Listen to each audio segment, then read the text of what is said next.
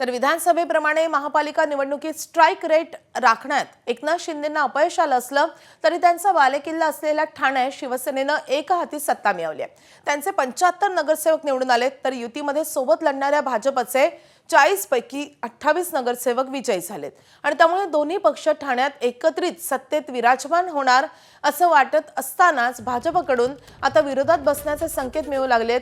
प्रत्येकावर अंकुश ठेवणारी एक शक्ती लागते आणि त्यामुळे आम्ही वेगळा विचार करू शकतो असं म्हणत भाजपनं थेट विरोधात बसण्याची तयारी दर्शवली आहे। आम्ही आधी पण चौकीदार म्हणून काम करत होतो, प्रशासक बसलेले होते तेव्हा पण, आणि आता देखील मग आम्ही सत्तेत बसलो काय आणि सत्तेत नसलो काय, परंतु आमचं काम जे आहे ती जनतेशी आमची जोडलेलं आहे, ठाणेकरांशी।